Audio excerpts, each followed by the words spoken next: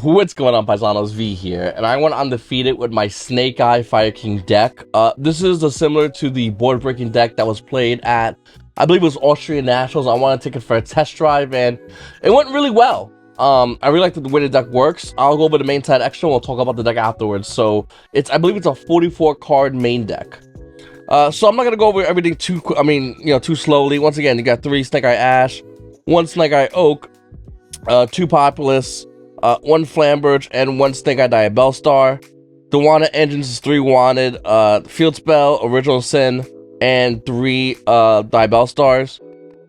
1 Garunix, 1 Arvada, 1 Ponix, 3 Fire King Avatar Kirin, Fire King Island, Fire King Sanctuary. Really simple and easy lineup as far as that.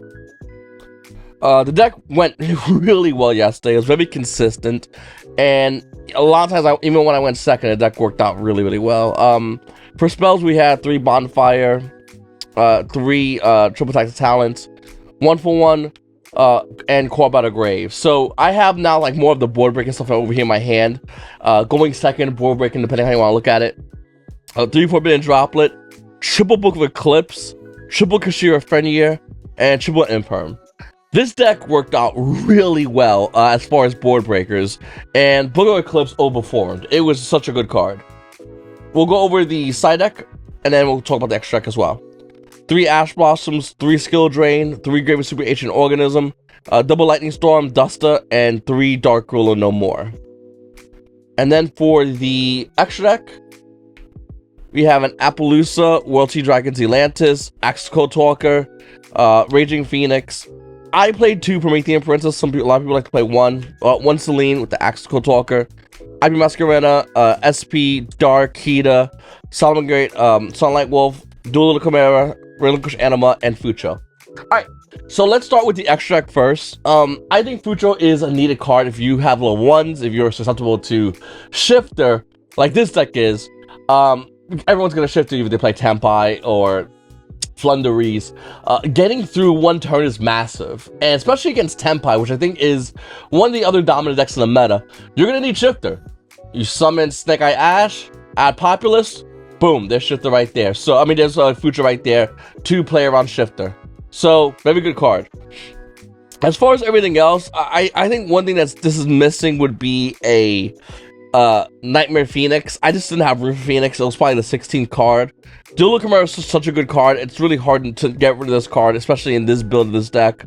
Sunlight Wolf you could technically get rid of Sunlight Wolf and make it a Phoenix if you want to.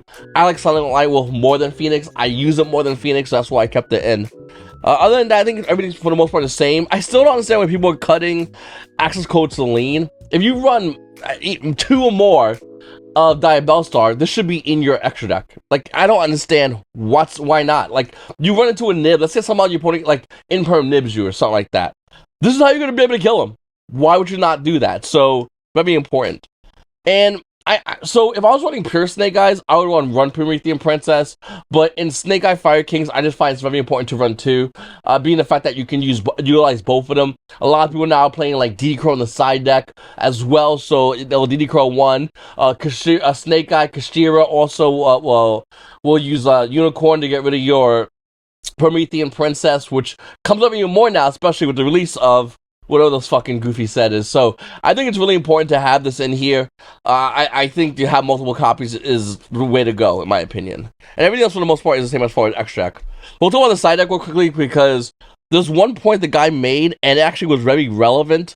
So the guy obviously sided 3 Skill Drain. I think every Fire King deck right now, or every Snake Eye Fire King or Snake Eye in general deck, is siding in 3 Skill Drain. It's just the next best Floodgate. Blanks the field, helps against Rogue, really sucks for Tempai players, really sucks for Melodious players. And I played against Melodious yesterday, pure Melodious, and flipped this up, and the game was over. Alternatively, though, Grave of the Super Ancient Organism is almost a card almost as good as Skill Drain in that matter as well, where it impacts them greatly and doesn't really impact us as much. So I really like this card a lot as well. I was playing Cosmic Cyclone yesterday because I couldn't get this card in time. But this card, levels 6 or higher, special monsters on the field cannot declare attacks. nor players can activate their effects. The reason why I like this card a lot is it's also good against the Branded match, which is starting to become more prevalent in the game. If you go ahead and get Branded locked in game 2 or 3, this card is what's going to help you beat that. You get Branded locked, you set this card, your opponent goes, they try to kill you, you flip this card, they don't do nothing. So I think this card is an absolutely house of a card. I think a lot of players as well are really, really starting to realize that this is basically how you could beat the Brandon matchup by siding these in. So even if you once get locked, if you flip this on them and they do not have the answer, you basically win the game. You make them pass turn. Nice board. Too bad you can't do nothing with it. My turn, and then you kill them. So I really do like this a lot for Brandon. I like this a lot against the Tempai. This is also good against Melodious. It's decent against Voiceless. I think Voiceless and Melodious is insane, but against regular Voiceless is decent against them. They can still play through it with the trap, because they're more pure Melodious especially, not pure Voiceless, can easily get the trap and get rid of this. But at the same token, if you have two of these, it's going to take them a while to stop this. They're going to probably wait a turn or two in order to stop you on this. So this is a buy one turn dot card against any kind of regular Voiceless. Melodious Voiceless, it's a little bit easier. This card's a little bit better. And like I said, regular Melodious, Tempai, you're Branded. This is what's going to shut them down. So I really like this a lot. Looking over at the rest of the deck, this is also against Melodious. They set their board up, it's a pain in the ass. You dark roll no more, and then you just break their board, and then you make yours, and that's basically all there is for that. Just a really good card in general. Also good against Snake Eyes Kashira if they make that full, the crazy full board. It's decent against them. I'm not sure if it's like crazy needed. Generic back row. Also good against Brandon is going to be Ash Blossom Joy Spring. That's just in general. I mean, it's good against a lot of the decks as well, like Labyrinth as well, but more or less that. So I think I played card for card the exact build that the guy played, other than the fact that he did not run this card. Snake Eye Diabolus was a phenomenal card, and I feel like the better players can really abuse the crap out of this card. The more I play this card, the better this card got for me, just in general. Like, the more I test with it, the more I play around with it, the better this card is. And this card makes your field spell just that much more broken. Your Snake Eye field spell, absolutely insane with this card. So I just like this card with the field spell, the synergy it has with each other, and yeah, it's really good in general. Looking over a lot of board breakers, so a lot of times my opponents were going first just because they were winning dice roll, or I would win game one and they would go first. And you don't need a lot to break your opponent's board. You either need a droplet to crack their board, or you need an Eclipse to crack their board. And a deck like Fire King Snake Eyes, summoning one Ash is full combo. So the second I can do this, I'm into full combo. Another thing I found really interesting is the guy that played Austrian Nationals. He played 3 Kieran. Kieran's very interesting of a card because we have a lot of target negation, and Kieran is just the anti-target negation.